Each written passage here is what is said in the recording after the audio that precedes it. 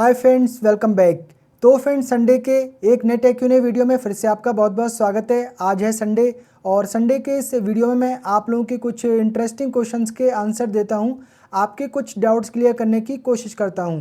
तो चलिए करते हैं आज के क्वेश्चन आंसर शुरू। क्वेश्चन आंसर शुरू करने से पहले एक चीज़ मैं क्लैरिफाई करना चाहता हूँ। परसों मैंने एक वीडियो अपलोड किया था, online LETV model versus offline LETV model.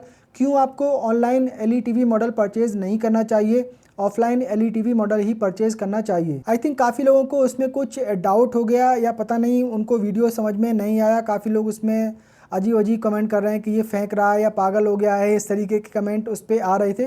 तो उस वीडियो में मेरे कहने का पर्पज़ ये बिल्कुल भी नहीं था कि आप ऑनलाइन टीवी परचेज़ ना करें। आप ऑनलाइन टीवी परचेज़ कर सकते हैं, फ्लिपकार्ट पे परचेज़ करें, अमेज़ोन पे परचेज़ करें, जहाँ पर भी ट्रस्टेड वेबसाइट पे आपको टीवी मिल रहे हैं वहाँ से आप परचेज़ कर सकते हैं। मेरे कहने का मतलब ये था कि कुछ ब्रांड ऐसे टीवी मॉडल लॉन्च करते हैं जो आपको सिर्फ ऑनलाइन मार्केट में ही मिलेंगे और वो आपको ऑफलाइन में नहीं मिलेंगे। जैसे एलजी का 2025 का एक टीवी मॉडल है 80406, या फिर लास्ट ईयर का एक मॉडल है 8040, या फिर 2022 का एक मॉडल है 8040। तो ये जो 8040 है तो ये ऑनलाइन एलईटीवी मॉडल है, ये आपको ऑफलाइन में नहीं मिलेगा। ऑफलाइन में आपको सेम स्पेक्स के साथ, same build quality, same looks and design के साथ में 8050 या फिर 80506 मॉडल मिलेगा। तो कहने का मतलब मेरा ये था कि जो ऑनलाइन एलईटीवी मॉडल लॉन्च किए जाते हैं इनकी क्वालिटी थोड़ी सी डाउनग्रेड होती है। ऐसे ही सैमसंग के कुछ एलईटीवी मॉडल हैं जैसे TUE60, TUE70 या AUE60, AUE70। अब ये ऑनलाइन एलईटीवी मॉडल हैं, इनके ऑफलाइन टीवी मॉडल देखेंगे तो वो होते हैं AU7000 या AU8000 या AU8500, इस तरीके के वेरिएंट रहते हैं। तो मेरे कहने का मतलब उस वीडियो में यही था कि ऑनलाइन एलईटीवी आप परचेज़ करें, लेकिन वो परचेज़ करें जो टीवी मॉडल ऑफलाइन और ऑनलाइन दोनों ही जगह मिल जाता है। जैसे कि एलजी का 8050 मॉडल है, ये आपको दोनों ही जगह मिल जाएगा। एलजी का, सैमसंग का AU8000 मॉडल है तो ये आपको ऑफलाइन और ऑनलाइन दोनों ही जगह मिल जाएगा। तो ऑनलाइन आप परचेज़ कर सकते हैं, उसमें कोई प्रॉब्लम नहीं है, उसमें मैं मना नहीं कर रहा हूँ। आजकल सभी ऑनलाइन शॉपिंग ही करते हैं, आसानी से घर बैठे चीज़ मिल जाती है।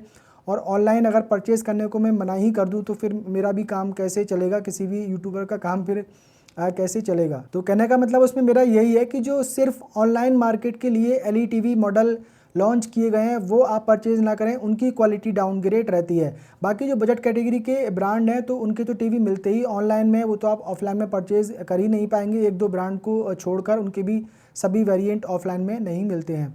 तो उस चीज़ के बारे में मैंने उसमें बोला था। तो आई थिंक ये डाउट आपका क्लियर हो गया होगा। चलिए अब क्वेश्चन आंसर शुरू करते हैं। पहला यहाँ पे कमेंट लेते हैं सुमित जी का। ये लिख रहे हैं कि इनके पास में एक ओल्ड मी मैक्स 2 स्मार्टफोन था और 3 साल से उन्होंने उसका जो सॉफ्टवेयर अपडेट है उसको ऑफ़ किया हुआ था। एक दिन उसका जो बैटरी है वो चलना बंद हो गई, बैटरी ख़राब हो गई। इन्होंने सर्विस सेंटर लेकर गए बैटरी रिप्लेस करने के लिए, बैटरी सर्विस सेंटर में रिप्लेस की। सर्विस सेंटर वालों ने उनका जो सॉफ्टवेयर था उसको अपडेट कर दिया और उसके 2 महीने बाद ही इनका जो डिस्प्ले था स्मार्टफोन का वो ख़राब हो गया। तो ये कहने का मतलब है कि आजकल एलईटीवी अगर देखेंगे या स्मार्टफोन देखेंगे तो इसमें ये 1 साल तक ठीक चलते हैं और 1 साल के बाद में जैसे इनकी वारंटी ख़त्म होती है तो कुछ ऐसे अपडेट आते हैं कि स्मार्टफोन में एक ग्रीन लाइन आ जाती है। आजकल एलईटीवी में भी ग्रीन लाइन या vertical line, horizontal line type की देख रही हैं अपडेट के बाद में। तो ऐसा बहुत सारे केसेस में देखा गया है कि जैसे ही वारंटी का पीरियड एक्सपायर होता है और कोई अपडेट आता है और सडनली मोबाइल में कोई ना कोई प्रॉब्लम ऐसी हो जाती है जिसमें आपको काफ़ी खर्चा उठाना पड़ता है। अब स्मार्टफोन में अगर ग्रीन लाइन आ गई है तो डेफिनेटली उसका डिस्प्ले आपको चेंज करवाना पड़ेगा। सर्विस सेंटर से जाके आप चेंज करवाएंगे तो उसमें काफ़ी पैसे लगेंगे, बाहर जाके आप चेंज करवाएंगे तो वहाँ पर आपको ओरिजिनल डिस्प्ले नहीं मिलेगा। तो मैं भी अपना जो स्मार्टफोन है उसका सॉफ्टवेयर ऑफ करके रखता हूँ, कभी भी मैं अपडेट नहीं करता हूँ। जैसे कि मैंने एक स्मार्टफोन परचेज़ किया, 1 साल उसकी वारंटी है तो 1 साल तक ही मैं सॉफ्टवेयर अपडेट करता हूँ, उसके बाद में फिर सॉफ्टवेयर अपडेट नहीं करता हूँ। तो मेरे जो स्मार्टफोन है वो काफ़ी लंबे टाइम तक चलते रहते हैं। अभी कुछ टाइम पहले मेरे पास में एक Redmi Note 5 Pro स्मार्टफोन था जो मेरे पास में अभी भी रखा हुआ है और अभी भी ये चल रहा है। तो ये मैंने इसका सॉफ्टवेयर अपडेट बंद किया हुआ था, 1 साल तक मैंने इसको अपडेट किया था, उसके बाद में सॉफ्टवेयर अपडेट मैंने बंद रखे थे और 3-4 साल मैंने इसके सॉफ्टवेयर अपडेट बंद रखे। एक दिन इसमें पता नहीं कैसे गलती से मुझसे सॉफ्टवेयर अपडेट हो गया और उसके 2 दिन बाद ही इसकी जो एक इसमें eMMC चिप करके होती है वो इसकी ख़राब हो गई और उसके वजह से मुझे इसका मदरबोर्ड ही चेंज करवाना पड़ा था। तो इस तरीके के इशू देखे जाते हैं। अब जैसे कि मेरे पास में ये Vivo V30 स्मार्टफ़ोन है, ये मैंने 1 साल पहले परचेज़ किया था और अगस्त में परचेज़ किया था और अगस्त तक मैंने खूब अपडेट किए। अभी इसमें अगस्त के बाद से कई बार अपडेट आ रहे हैं, लेकिन मैं उसको अपडेट नहीं करता हूँ। एक सैमसंग गैलेक्सी M53 स्मार्टफ़ोन था, 2 साल मेरे पास में रहा, 1 साल तक मैंने उसको अपडेट किया, 1 साल के बाद मैं अपडेट नहीं किया।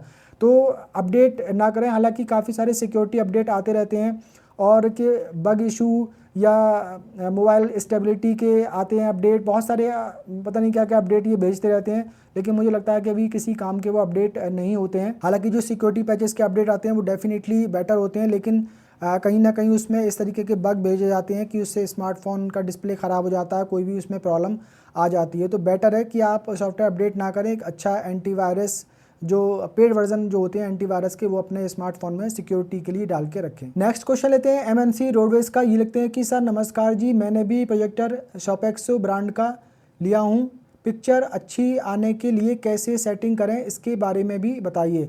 देखिए, ये जो शॉपेक्सो ब्रांड का प्रोजेक्टर है, इसमें आपको डिफरेंट पिक्चर मोड मिल जाते हैं, तो वो आप डिफरेंट पिक्चर मोड सिलेक्ट करके देख सकते हैं। जो भी आपको उसमें बेटर लगे उसे आप सिलेक्ट करके रख सकते हैं। उसमें कस्टम मोड भी दिया गया, तो उसमें आप डिफरेंट सेटिंग अपने हिसाब से करके देख सकते हैं, जो भी आपको अच्छे लगें। अब मुझे थोड़े से बूस्टेड कलर अच्छे लगते हैं, तो मैं थोड़े से कलर ज़्यादा रखता हूँ।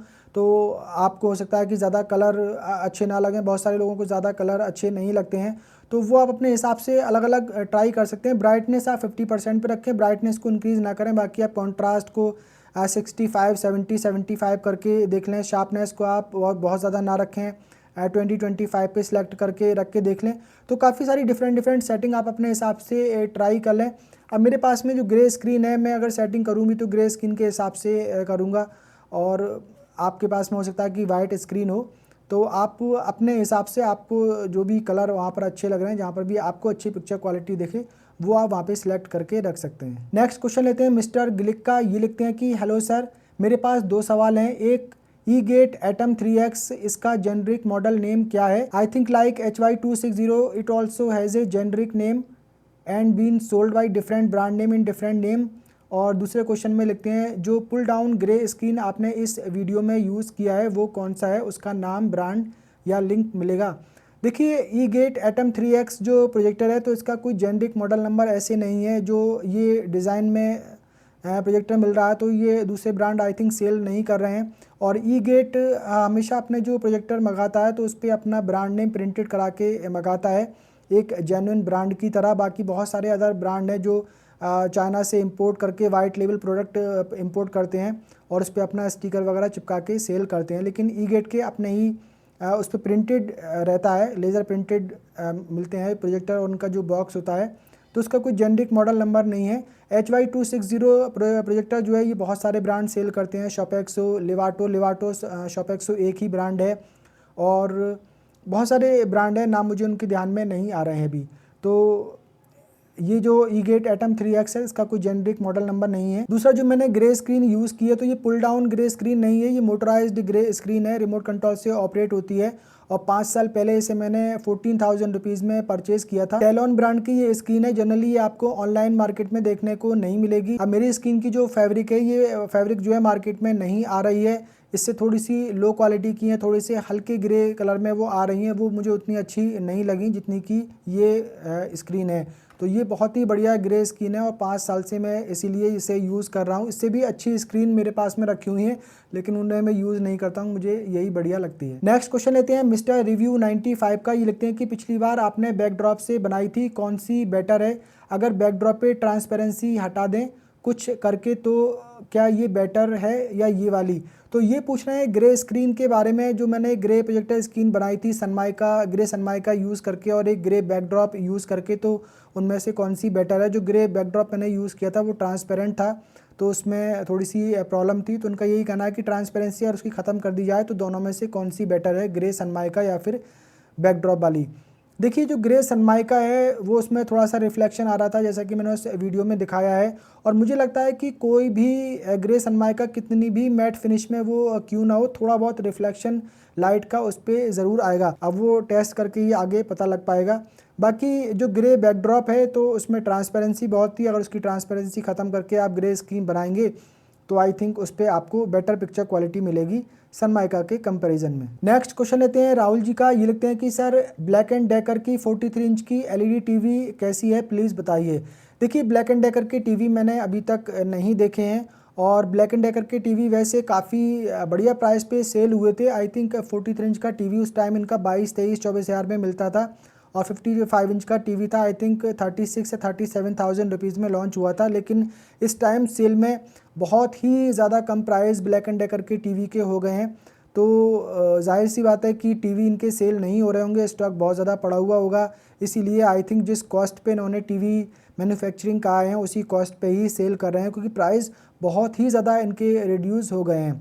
अब क्वालिटी इनकी कैसी होगी मुझे उसका ज़्यादा आइडिया नहीं है, क्योंकि इनके टीवी अभी तक मैंने बिल्कुल भी देखे नहीं हैं। और मेरा तो सजेशन रहेगा कि आप ये टीवी परचेज़ ना करें, क्योंकि अगर इनका कहीं से ये चल रहा होगा कि क्योंकि सारा ही स्टॉक ही इतने कम प्राइस में निकाल रहे हैं, तो कहीं ऐसा ना हो ये आगे टीवी लॉन्च ही ना करें, क्योंकि अगर टीवी में ये सक्सेस नहीं हो पाए, ब्लैक एंड डेकर काफ़ी पॉपुलर ब्रांड है। अगर देखें तो जो टूल्स आते हैं उसमें काफ़ी पॉपुलर ब्रांड है, लेकिन टीवी के मार्केट में हो सकता है कि ये अच्छा नहीं कर पाएँ। अगर इनका टीवी नहीं चले तो ये मार्केट से आउट हो जाएंगे, मतलब टीवी सेल करना बंद कर देंगे, तो आपको सर्विस में भी इशू आ सकता है।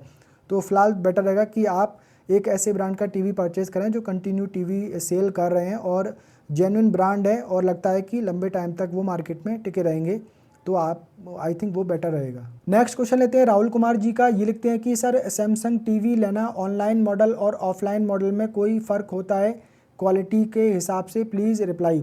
देखिए सैमसंग के जो ऑनलाइन ओनली मॉडल हैं और जो ऑफलाइन ओनली मॉडल हैं, डेफिनेटली उनकी क्वालिटी में फ़र्क है, उनकी बिल्ड क्वालिटी में भी फ़र्क है और उनकी पिक्चर क्वालिटी में भी फ़र्क है। एक ही सेम मॉडल, मतलब स्पेक्स वगैरह सब कुछ टीवी मॉडल की सेम टू सेम दी गई हैं, लेकिन जो ऑनलाइन ओनली टीवी मॉडल है उसमें थोड़े से डल कलर नज़र आ रहा है, उसकी पिक्चर क्वालिटी थोड़ी सी डाउन है, थोड़ा सा जो बैक पैनल है उसकी फिनिशिंग में थोड़ी सी प्रॉब्लम है, ठीक तरीके से फिटिंग उसकी नहीं है, तो कहीं ना कहीं देखिए इशू तो है ऑनलाइन ओनली टीवी मॉडल में। नेक्स्ट क्वेश्चन लेते हैं संतोष जानवर जी का। ये लिखते हैं कि कूका Y74 Pro 65 और TCL Q6C 65 और व्यू वाइव DV 65 में किसकी क्वालिटी सबसे बढ़िया है? प्राइस में भी डिफरेंस काफ़ी है, लेकिन पैनल क्वालिटी के बारे में कुछ ज़्यादा पता नहीं लगता है।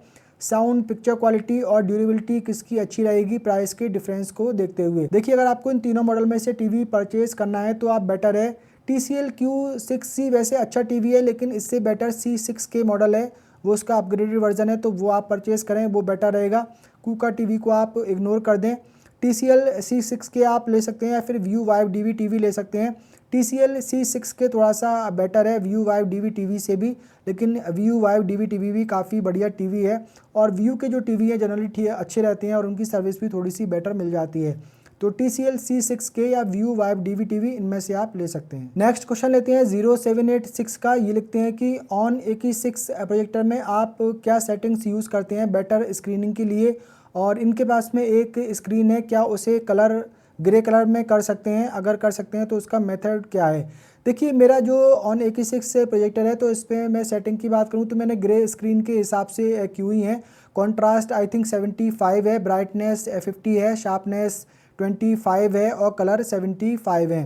वाइट स्क्रीन अगर मैं यूज़ कर रहा था तो वाइट स्क्रीन पे जो कॉन्ट्रास्ट है मैं 70% रख रहा था, और अभी ग्रे पे मैंने 75 किया हुआ है, क्योंकि अगर कॉन्ट्रास्ट ज़्यादा कर देंगे तो फिर वाइट स्क्रीन पे वो काफ़ी ब्राइट ज़्यादा दिखती है इमेजेस, फिर डिटेलिंग उसमें ख़त्म हो जाती है। तो आप ये ट्राई कर सकते हैं अगर आपके पास में वाइट स्क्रीन है, कॉन्ट्रास्ट 70, शार्पनेस 25, कलर 75 और ब्राइटनेस 50। अब रही ये बात कि आपके पास में एक स्क्रीन है, प्रोजेक्टर स्क्रीन है, और उसे आप ग्रे कलर करना चाहते हैं, तो देखिए स्क्रीन को आप कलर ना करें, क्योंकि स्क्रीन जनरली एक प्लास्टिक टाइप की वो फिल्म होती है, हो सकता है कि उस पर अगर आप पेंट करें तो वो पेंट से वो ख़राब हो जाए, क्योंकि पेंट में कुछ ऐसे केमिकल होते हैं, थिनर वगैरह होते हैं, जिससे प्लास्टिक ख़राब हो जाती है, तो उस पर कहीं आपकी जो स्क्रीन है वो ख़राब ही ना हो जाए। हालांकि स्क्रीन का पेंट अलग आता है, क्योंकि जब स्क्रीन बनाई जाती है उसका ब्लैक बॉर्डर अगर बनाते हैं तो उनके पास में एक पेंट रहता है, वो पेंट से ब्लैक बॉर्डर स्क्रीन पर बनाते हैं। जैसे कि मेरे पास में ये ग्रे स्क्रीन है, इसका जो ब्लैक बॉर्डर है तो उन्होंने एक उनके पास में पेंट था, मशीन से उन्होंने पेंट किया था, वो पेंट आई थिंक किया जा सकता है। वो कौन सा पेंट है उसका मुझे आइडिया नहीं है, तो मैं एक बार उसके बारे में थोड़ा सा रिसर्च करके ही आपको बता पाऊंगा। नेक्स्ट लास्ट क्वेश्चन यहाँ पर लेते हैं गुड गेमिंग ओरिजिनल का। ये लिखते हैं कि सर मैंने आज तक ऑनलाइन टीवी ही लिए हैं, कभी कोई प्रॉब्लम नहीं आई। अभी सैमसंग का 43 इंच 4K मॉडल लिया है, वो भी 20K में, एक नंबर पिक्चर क्वालिटी आ रही है। देखिए मैं तो ऑनलाइन एलईडी मॉडल ख़रीदने को मना कर ही नहीं रहा हूँ। मेरा तो पर्पज़ वही था कि जो ऑनलाइन एलईडी मॉडल हैं जो सिर्फ ऑनलाइन मार्केट में ही मिलते हैं, तो वो काफ़ी कम प्राइस में मिल जाते हैं ऑफलाइन वाली वेरिएंट के कंपैरिजन में, तो कहीं ना कहीं उनकी क्वालिटी थोड़ी सी डाउनग्रेड होती है। मैं ऑनलाइन टीवी लेने को यहाँ पे मना नहीं कर रहा हूँ, आप बिल्कुल ऑनलाइन टीवी परचेज़ कर सकते हैं। मैं तो सारी शॉपिंग ही ऑनलाइन करता हूँ, कुछ भी मुझे परचेज़ करना है मैं ऑनलाइन ही परचेज़ करता हूँ, तो ऑनलाइन परचेज़ करने के लिए मैं मना यहाँ पे नहीं कर रहा हूँ। ऐसा ये कमेंट आया है आशुतोष वर्मा जी का। ये लिखते हैं कि ये वीडियो सेल के पहले देना था सर, मैंने Samsung crystal infinity vision order किया है। तो यहाँ पर जो मैंने online LED model versus offline LED model का जो वीडियो अपलोड किया उसी पे ही इनका ये कमेंट आया है। देखिए सेल से पहले मैंने वीडियो इसलिए अपलोड नहीं किया क्योंकि मेरा कोई पर्पज़ मकसद नहीं था वीडियो बनाने का। एक्चुअल में इस सेल पीरियड में काफ़ी ज़्यादा कमेंट लोगों के आए कि सर हम ये वाला ऑनलाइन ओनली टीवी मॉडल है, परचेज़ करें या ना करें, इसमें कोई प्रॉब्लम तो नहीं होगी, ये सस्ता क्यों मिल रहा है, क्या इसकी क्वालिटी डाउनग्रेड होती है, क्या इसमें कलर अच्छे मिलेंगे, बहुत सारे इस टाइप के क्वेश्चन आ रहे थे। तो फिर मुझे लगा कि इस पर एक वीडियो मैं बना देता हूँ ताकि काफ़ी लोगों तक ये इन्फॉर्मेशन पहुँच जाएगी, बहुत सारे लोगों के जो डाउट हैं वो यहाँ पे ख़त्म हो जाएंगे। बाकी मेरा कोई मकसद वो बनाने का नहीं था, अगर होता तो मैं सेल से पहले ही वो बना देता, लेकिन वो बात ही ऐसी हुई कि जब पूरी इस सेल पीरियड में बहुत सारे कमेंट आए तो फिर मुझे दिमाग में आया कि ये वीडियो बनाना चाहिए। तो फ्रेंड्स आज के क्वेश्चन आंसर का सिलसिला यहीं पर ख़त्म करते हैं। उम्मीद करता हूँ ये वीडियो आप लोगों को पसंद आया होगा, पसंद आया हो तो वीडियो को लाइक कर दीजिए, शेयर कर दीजिए। अगर आपने पहली बार हमारे चैनल पर विजिट किया है, चैनल को सब्सक्राइब कर लीजिए, बेल आइकन को भी प्रेस कर दीजिए। मिलते हैं किसी अगले वीडियो में, तब तक के लिए बाय बाय।